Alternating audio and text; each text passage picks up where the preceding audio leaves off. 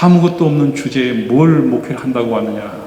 젊은 사람이 가라 하고 노회의 어르신도 극구 받아주지 않겠다. 가라. 너를 생각해서다. 해주세요. 허락만 해주시면 목회하고 싶어요. 그래서 그곳에 명성교회 옆에 목회를 시작했어요. 정말 목사로 인정하지 않아요. 브랜드의 힘이 얼마나 큰지, 비브랜드의 이름을 가지고 저는 여기에 조그만 이제 교회를 여기 목사예요. 그런 목사도 있어요. 문다고 가는 거예요. 어떻게 교인 한 명을 전도해서 교회를 하나 정말 영광스럽게 붙여놨는데 다음날 보면 교회가 뜯겨져 있어요. 왜 그랬죠? 명성교회 그분들이 와가지고 지역장에 와서 뜯어버렸어요. 뭐 이런 교회 나가냐고. 아무 항의할 수도 없었어요. 그때는 그런 광풍이 불어치던 때였어요. 광성교회가 문제 생기기 전 광성, 명성, 오륜교회 광풍이 몰아치는 그 지점, 사방 2km 지점, 거기에서 목회를 했어요. 그런데 세월이 흘러 한 10년쯤 되고 나니까 동사무소 직원들이나 구청 직원에게 민원을 왔다가 묻습니다. 이사를 왔다가, 목사님, 이 지역에 뭐 갈만한 교회 있나요? 당연히 명성교회고 광성교회고 오륜교회여야 되죠. 그런데 그 초라한 수십 명 모이는 교회에 김상기 목사라고 하는 사람이 있는데 그 교회 가보세요. 그 교회 등록하세요. 그 훌륭한 구청의 공무원들이 그렇게 말했어요. 그래서 교회가 정말 임대교회, 초라한 교회에서 수백 명까지 부흥을 했었습니다. 요는 어떤 걸로도 이 벽을, 이 브랜드의 벽을 넘을 수가 없어요. 명성, 광성, 오륜, 그리고 1000명이 넘는 교회들이 쫙 있는 이런 분위기에서는 이 벽을 뚫을 수가 없는 겁니다. 대신 하나 틈을 만들어 발견했어요. 그래, 이웃하고 이웃들과 소통을 하자. 이웃들의 행사에 쫓아다니기 시작했어요. 무용고 사망자가 생겨서 장례를 못 치른다. 제가 치를게요. 저한테 주세요. 무용고자의 시신을 놓고 장례를 치러드리고, 주민센터에서 자치위원을 모집한다면 들어가서 부단히 소통했습니다. 그랬더니 사람들이 교회를 그 기라성 같은 브랜드 교회들 놔두고 정말 비브랜드인 교회를 인정하기 시작했고, 그 교회들의 대열만큼이나 가치를 존중해 주기 시작했습니다. 그래서 교회를 나온 성도들이 하나도 그 브랜드 교회 옆에 있어서 그 교회가 모든 게 다 되어 있고 모든 시스템이 되어 있는 교회에 다니는 사람들하고 당당하게 어깨를 펴고 젊은 사람들이, 30대들이 몰려오기 시작했어요. 나는 저 옆에 저런 대형 교회들의 브랜드에 나는, 내가 다니고 있는 비브랜드의 이 교회에 나는 부끄럽지 않다. 당당했어요.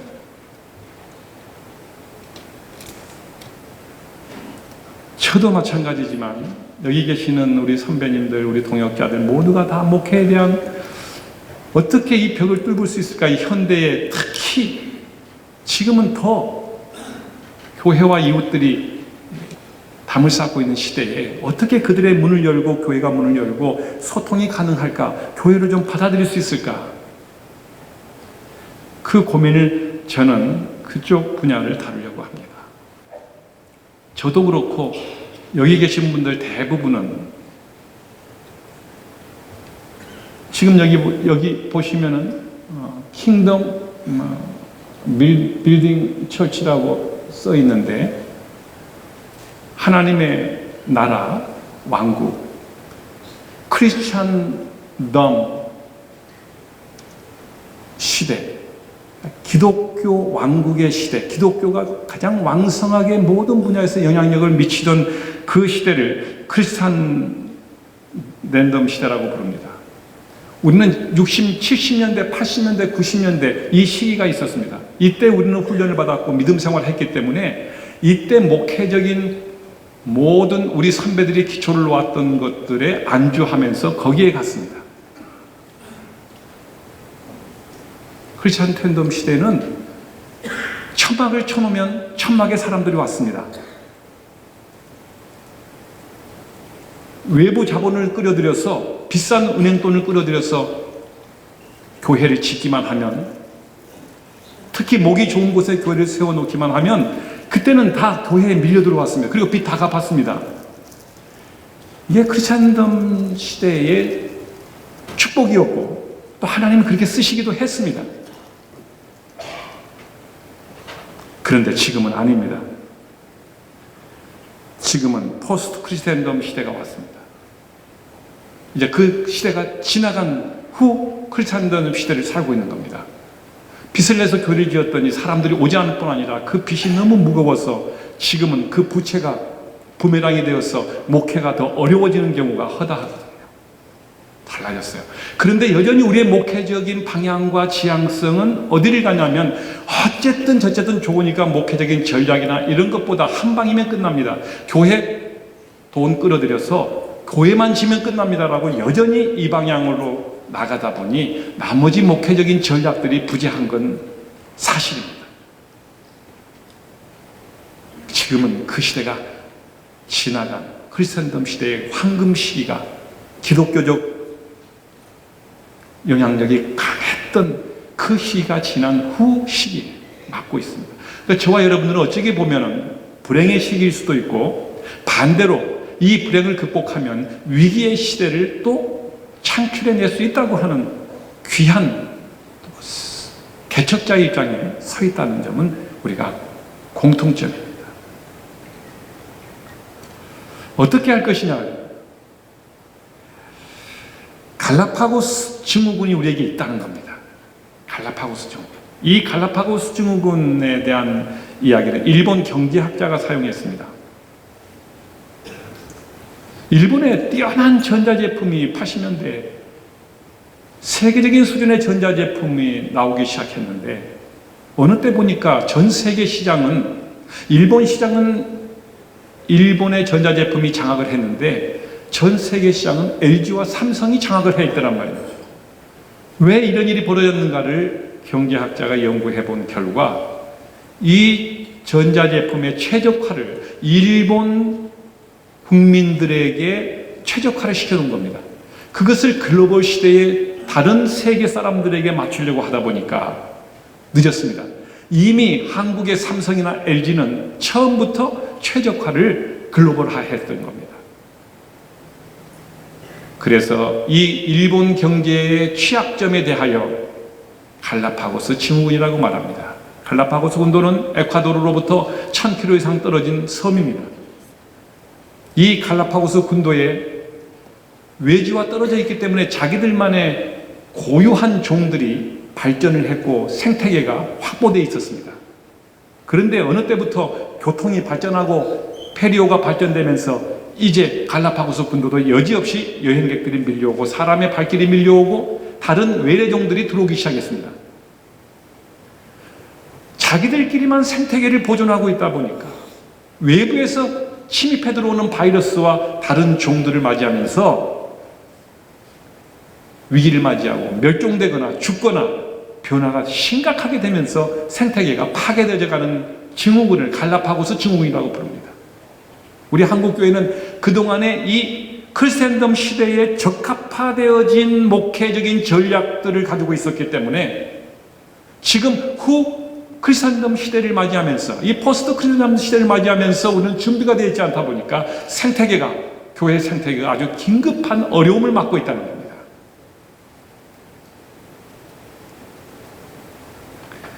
어떻게 이 갈라파고스 증후군을 넘어설 것인가 하는 것은 이 어마어마한 주제를 다룰 수 있는 위치도 아닐 뿐 아니라 그럴 수 있는 능력도 아닙니다. 단 제가 목회하는 그 지역에서 이렇게 한 부분을 붙들고 갈라파고스 증후군을 넘어서 보려고 했다고 하는 그 부분 한 이야기를 잠깐 나누려고 할 뿐입니다.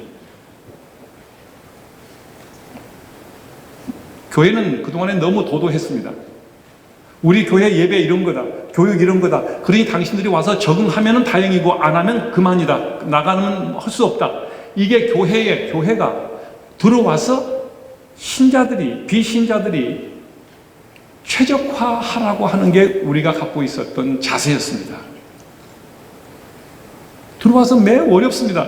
10명이 들어오면 7명은 다 최적화하지 못하고 나가는 겁니다. 왜냐하면 그동안에 너무 교회가 갈라파고스화 되어 있어, 분리화되어 있어서, 고립화되어 있어서 소통이 들어와서 예배의 소통과 문화의 소통이 너무 어려운 겁니다. 너무 우리는 많이 잃어버리는 겁니다. 이웃들과도 소통이 어려울 뿐 아니라 들어온 신자들도 너무 많이 잃어버립니다. 이 악순환이 거듭되고 있다는 겁니다. 이제는 교회가 아니다. 제가 사진 한 장 보여드려 볼까요? 혹시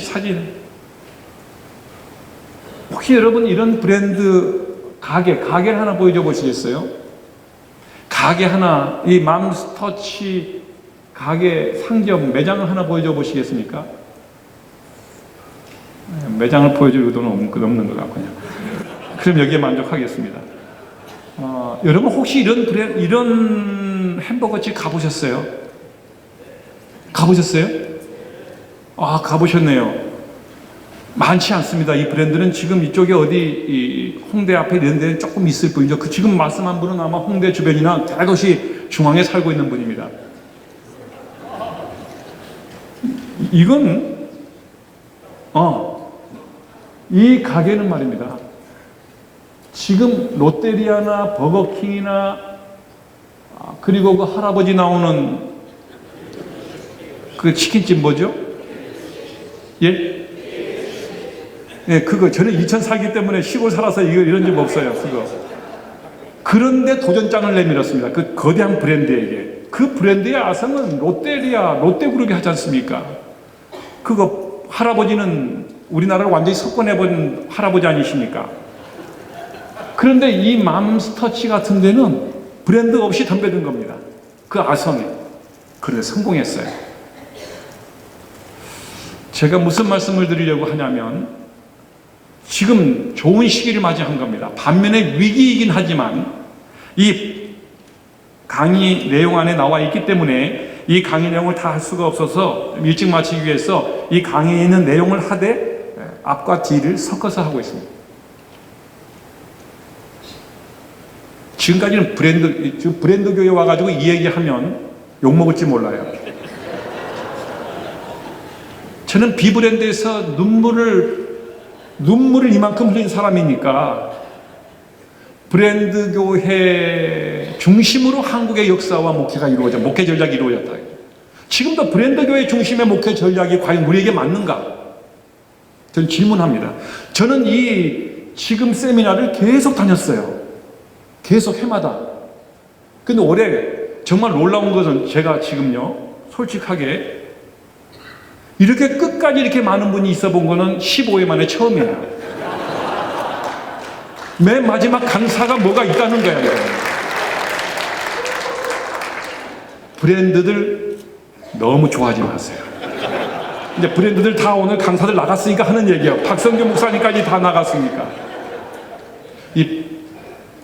박성규 목사님 대단한 분입니다. 저거 전번 총회 때 발언을 했어요. 전 진짜 와서 박성규 목사님 총회 회관을 짓는 문제를 놓고 토론을 벌어졌는데 박성규 목사님이 나와서 총회 회관을 제2총회 회관을 짓자는 쪽에 발언을 하셨고 저는 우리가 지금 얼마나 어려운데 그 돈 수백 억씩 걷어가지고 또 우리가 이걸 지어야 됩니까? 교육에 투자하고 교회 부흥에 투자해 주십시오. 반대합니다. 그래서 우리 반대됐어요. 그런데 이 목사님이 오셔가지고 브랜드 목사님이 오셔가지고 목사님 제가 생각을 잘못했습니다. 목사님 말씀이 천번없습니다. 이러는 거예요. 진짜 브랜드라도 진짜 브랜드예요, 이분은.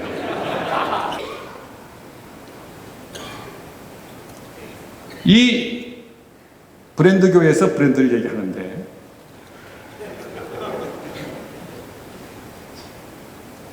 우리가 브랜드 교회에 얼마나 치입니까, 여러분?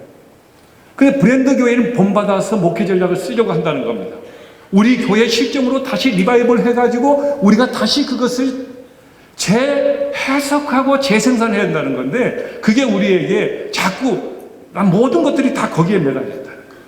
그래서 오늘 저는 제 실정에 맞도록 제가 이제 이천으로 목회지를 옮겨서 왔습니다. 왔는데 저희가 온지 제가 6년차 목회를 하고 있습니다. 그런데 보통 작년 포함, 아이들 포함 한 1200명 부근 최대 1300으로 보여져요. 들쭉날쭉하는 출석 인원을 보면은. 그런데 문제는 몇 가지가 있었습니다. 하나는 노후화. 교회가 전부 앞에서 뒤에서 보면 전부 백발이 성성하신 분들만 앉아 계시는 거예요. 노후화의 심각성, 그리고 이웃들이 교회에 대해서 굉장히 고지식한 교회라고 생각을 하는, 교회에 나올 마음이 있느냐 다니면서 물어보면 나는 어느 교회를 가지 그 교회 안 간다 하는 데이터가 나오는 겁니다. 뛰어다니면서 데이터를 내보니까 이웃들과 완전히 막혀 있다는 겁니다. 이웃 그 지역에서는 중심적인 교회 중에 하나인데 미래적으로 보면은 이미 교회와 이웃들이 차단되어 있었다는 겁니다. 그리고 교인들이 일단 훈련이 없었다는 겁니다. 양육 프로그램과 훈련 프로그램, 오직 예배 하나에 모든 게 되어 있다는 이 어려움들이 있을 때, 우선 교회를 소통을 하기 위해서 교회 내의 시설과 모든 것들을, 색상을 누가 봐도 여기는 병원이다 라고 특징적인 기관이라고 느끼지 못할 만큼, 들어오면 예배나 모든 것들은 교회지만 들어와서 그들이 편안하게 올 수 있도록 색상들을 바꾸기 시작했습니다. 이해가 어려워서 이 색상 이렇게 좀 바꾸면 어떨까요? 목사님, 우리는 그래 본 적도 없고요. 그러면 큰일 납니다, 목사님. 다 이렇게 얘기합니다. 그걸 주도해주는 장모님들. 우리는 그래 본 적이 없어요. 이거 기왕 수리하는 거, 이거 천장을 날리고 요즘 분위기로 이렇게 카페 분위기로 만들어 봅시다. 목사님, 이거를 이렇게 한다고요? 이거는 천지가 계획하는 겁니다. 안 되는 겁니다, 목사님. 전부 다 안 된다, 분위기. 그래도 설득을 시작했고, 이래서 교인, 만약에 이웃들이 들어와서 소통이 되지 않는, 야, 여기는 도무지 우리가 있을 곳이 못 된다, 아주 독특한 곳이다라고 마음먹는, 그들이 신앙이 들어가기 전까지 그냥 다 나가죠. 그래서 일단은 설득을 시작하고 환경을 바꾸기 시작하고 색깔을 바꾸기 시작하고 들어와서 그분들이 여기는 우리하고 별반 다를 게 없네, 머물 수 있네, 올 수 있네 라고 소통이 가능하도록 공간을 이제 할 수 있는 어마어마한 작업이 아닌 조그마한 것들부터 바꾸기 시작했습니다. 사람들이 들어와서 부담이 적고 편안하고, 우리끼리 우리의 정서와 문화가 따로 있고 이웃들의 문화가, 비신자들의 문화가 따로 있다고 하는 것을 없앨 수 있는 데까지 경계선을, 노력을 일단은 해보는 겁니다. 또 하나는 소강성 목사님이 강의하실 때 오늘 모든 걸 할 때 전략적이라고 하는 건 정말 공감을 합니다. 전략적이었습니다. 우리 교회가 할 수 있는 선에서 모든 걸 해도 이웃들에게 우리는 당신들을 위해서 이 행사를 하는 거다, 당신들을 배려하는 거다, 당신들을 위해서 이 돈을 내놓는 거다, 이런 장학금을 내놓는 거다, 이런 이웃을 돕는 거다, 행사를 하는 것마다 홍보를 시작했습니다. 전략적이었습니다. 물론 전략적으로 또 접근을 했습니다. 연탄 한 장을 배달해도 일부러 이벤트를 자꾸만 만들어냈습니다. 왜? 이웃들에게 교회가 자기들에게 친근하고 필요한 교회라는 것은 누구든지 작은 교회든 큰 교회든 관계없이, 큰 교회는 큰 교회대로 브랜드가 이미 있으니까 가능하지만 작은 교회는 또 그 한계가 있거든. 재정적인 한계와 모든 것들이. 그러나 주어진 여건에서 얼마든지 이웃들과 소통할 수 있는, 저희들이 하고 있는 건 여기 소개해 놨습니다. 그렇게 했더니 만 5년이 딱 지났습니다. 지난주 공동회에 마치고 5년이 딱 지났는데 저희들이 1000명이 출석 인원이 증가가 됐습니다. 중소도시, 우리는 22만 정도 모이는 도시입니다. 그래서 22만 명 모이는 도시에서 유동인구가 극히 한정되어 있고, 이 정착민들이 쉽게 교회를, 발걸음을 이 보수적인 분들이 옮기거나 하지 않습니다. 그들의 마음을 얻는 것은 교회가 목사가 설교를 잘한다? 약간의 도움은 되겠지만 본질적으로 그들의 마음을 움직이는 건 아니었어요. 가서 데이터를 내보면은. 어떻게 우리 교회로 오셨나요? 라고 항상 새 가족이 오면 물어보면 이 교회에 대한 인상이, 많은 여기저기 듣는 소문들을 전략적으로 자기들도 모르는 사이에 교회가 저희들이 하고 있는 프로그램을 다 하고 있는 거지만 소개해 놨습니다.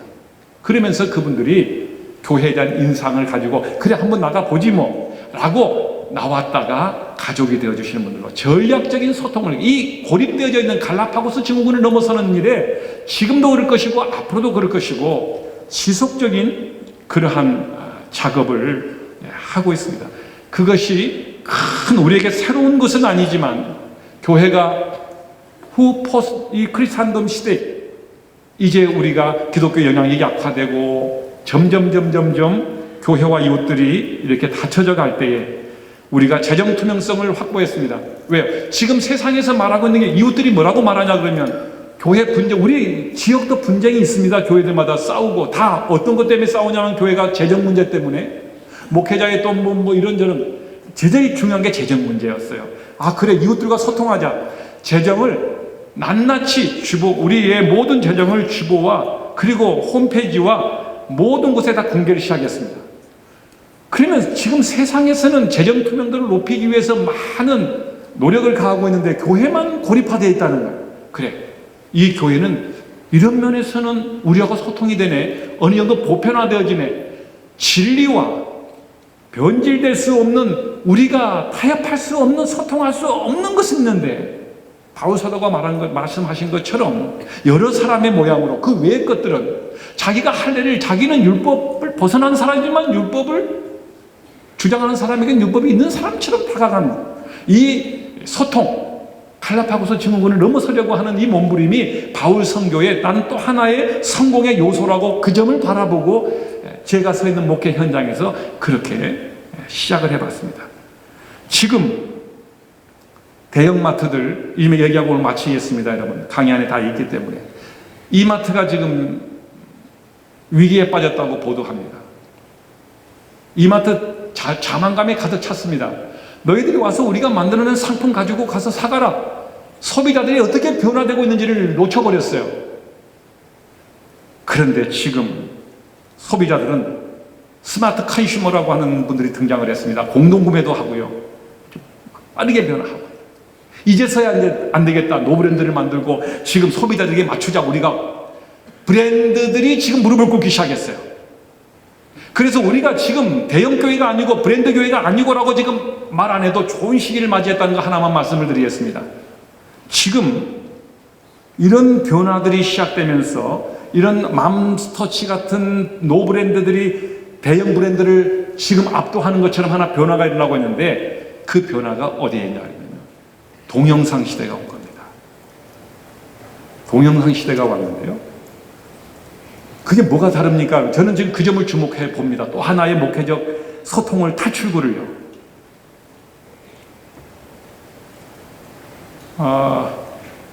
지금까지는 자본과 미디어가 자기들끼리만의 판을 열었습니다. 비싼 자본을 대는 곳이 설교가 나오는 겁니다. 그러면 이 시청을 CTS든 CBS든 모든 방송을 보는 사람들은 저 사람은 유명하니까 나왔다라가 아니라 그 뒤에는 많은 자본을 거기다가 헌금했기 때문이에요. 그래서 이 자본을 갖는 브랜드들이 다 그 미디어 시장을 석권했어요. 황금 때 설교 시간을 다 잡고 비브랜드 교회에서 예배하는 시간에 그거 보고 교회 안 나오는 사람들이 생긴다는 겁니다. 저는 이런 시대를 환영하지 않습니다. 그러면 어떤 틈이 생겼냐 그러면 지금 그 많은 비싼 미디어 비용을 대면서, 자본을 대면서 미디어를 활용할 수 있는 교회가 몇이나 될까요? 별로 없습니다. 그래서 지금 뻔하게 이 CBS를 열고 CTS를 열고 여는 데마다 똑같은 목사님들이 다 배치돼서 하고 있습니다. 자본의 힘에. 저는 그것을 거부합니다. 얼마든지 이겨낼 수 있다고 생각합니다. 우리는 이 갈라파고스에서만 갇혀서 안 된다라고 말하지 않고, 이제는 새로운 도전적인 기회가 왔는데, 그 미디어의 기회가 자본 없이 이제 이 동영상 유튜브 시대가 왔는데, 유튜브는 이제는 목사님들이 목회를 준비하신 만큼 그 교회의 강점과 목사님들이 이웃에게 내놓고 싶은 그것을 잘 준비해서 자본 없이 이제는 미디어와 같이 목회를 할 수 있는, 소통할 수 있는 중요한 도구로 자리를 잡게 되었다는 것은 이번에 전번에 선언하기를 그 메가처치인 그 교회 누구십니까? 그 목사님이 우리는 지금 동영상 시대로 가겠다라고 선언을 한 걸 들었는데, 이거는 그 교회나 그 메가처치나 우리 10명 모으는 교회나 이제는 동일한 자격을 가지고 이 미디어를 움직일 수 있는, 그래서 지금 1인 미디어 시대가 왔습니다. 그래서 우리 노예도 그런 분이 계시는데, 만약에 이 영상을, 유튜브를 잘 활용하신다면 이웃들과의 소통과 본인이 가지고 있는 강점을 옛 미디어 시장의 자본력이 없어도 얼마든지 활용하습니다. 저는 그래서 총회가 이러한 후원과 지원을 해주는 프로그램을 만들어서 돈을 투자해서 우리를 후원해 주신다면 우리 교단과 목회자들이 훨씬 더 전문적이고 더 품격 높은 미디어를 다른 일반 자본력과 결합된 그러한 미디어보다 더 탁월하게 이웃과 소통하면서 목회의 귀중한 자산으로, 전략적 자본으로 자리를 잡도록 만드는 시대가 지금부터 시작되었다고 저는 진단합니다. 오늘 더 긴 얘기를 해도 듣지 않으실 것 같고 여기에서 마치면서